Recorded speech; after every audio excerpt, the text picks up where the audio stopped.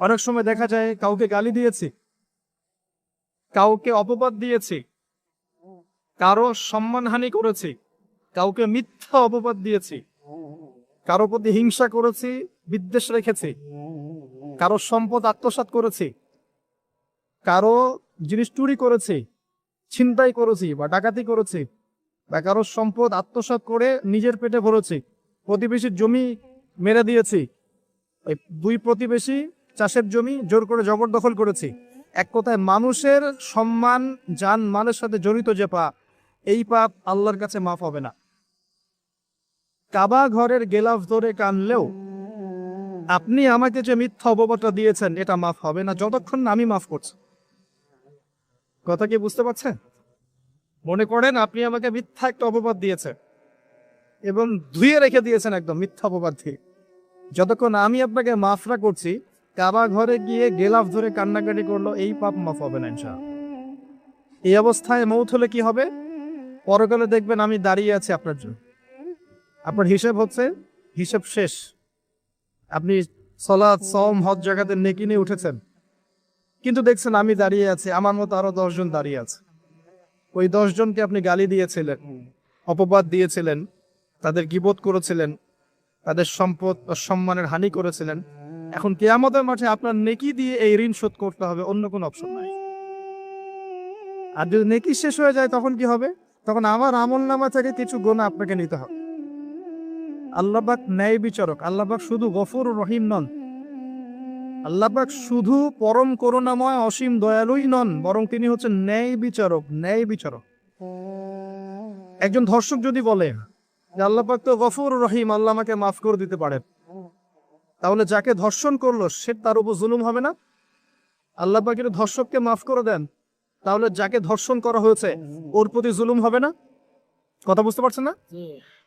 মনে করেন আপনি নাউজুবিল্লাহ কারো সম্পদ আত্মসাৎ করেছেন, এখন আল্লাহ যদি আপনাকে মাফ করে দেন, তাহলে এই যে যার সম্পদ আপনি আত্মসাৎ করেছেন এর উপরে জুলুম করা হচ্ছে না? আল্লাহ পাক কি জুলুম করবেন? এক জাররা পরিমাণ করবেন না। কিয়ামতের মাঠে নেকি দিয়ে তার এই ঋণ শোধ করতে হবে, অথবা তার গোনা আপনার কাঁধে নিয়ে জাহান্নামের পথে যেতেও হতে পারে। আল্লাহ পাক হেফাজত করুন। এই জন্য সবসময় সতর্ক থাকবেন, আপনার যারা যেন মানুষের হক নষ্ট না হয়। মানুষ আপনাকে গালি দেখ, থাপ্পড় মারো, জমি আত্মসাৎ করে ফেলুক, হক নষ্ট করুক, কি করে করুক, আপনি তারটা করতে যায় না। যারা করছে আপনি লাভবান। আপনি কেমন করে লাভবান? আপনি অসংখ্য নেকি পাচ্ছেন, আপনি জানছেনও না। যেই আপনার বিরুদ্ধে, মনে করেন আপনি নিষ্পাপ, আপনি মাজলুম, আপনি কোনো অন্যায় করেন নাই, আপনার বিরুদ্ধে জুলুম করা হচ্ছে, অপবাদ দেওয়া হচ্ছে, আপনাকে আন্ডারস্টিমেট করা হচ্ছে, ইত্যাদি ইত্যাদি, আপনি বসে বসে নেকি পাচ্ছেন, বসে বসে নেকি পাচ্ছেন। এবং পরকালে কিয়ামতের মাঠে উঠে দেখবেন অসংখ্য নেকি অটোমেটিক আপনার আমলনামায় চলে আসবে। তখন তারা আফসোস করবে দুনিয়াতে এই কাজগুলো না করে ভালো কিছু করলে ভালো হচ্ছে। যাই হোক, মানুষের সাথে জড়িত পাপ আল্লাহর কাছে মাফ হবে না। এই কারণে এই রমজান মাসে ওই লিস্টের মধ্যে থাকবে আমি কার কার ক্ষতি করেছি, থাকবেই। কিন্তু যতটুকু মনে পড়ে, যতটুকু মনে পড়ে লিখে ফেলবেন, সুযোগ থাকলে সেটা ফেরত দিয়ে দিবেন। যদি সুযোগ না থাকে ক্ষমা চেয়ে নিবেন, যদি সেই সুযোগও না থাকে তার পরিবারের কাছে ক্ষমা চেয়ে নিবেন, যদি সেই সুযোগও না থাকে তার পক্ষ থেকে সদকা করে দিয়ে পারা যাবে ইনশাল্লাহ। সেই সুযোগও নাই, তাহলে হাতটা তুলে তার জন্য দোয়া করবেন, আল্লাহ আমি আমার অমুক ভাইকে মিথ্যা অপবাদ দিয়েছিলাম, আল্লাহ তুমি তাকে মাফ করে দিও। আশা করা যায় আপনার গুনাহ আল্লাহ মাফ করে দিবেন ইনশাআল্লাহ। আসুন, রমজানের প্রথম কাজ এইটা, গুনাহ লিস্ট করা। একটু ধৈর্য ধরে বসেন, আমি অনেক ক্লান্ত, অনেক লম্বা সফর করে আসছি, এই জন্য আস্তে আস্তে কথা বলছি।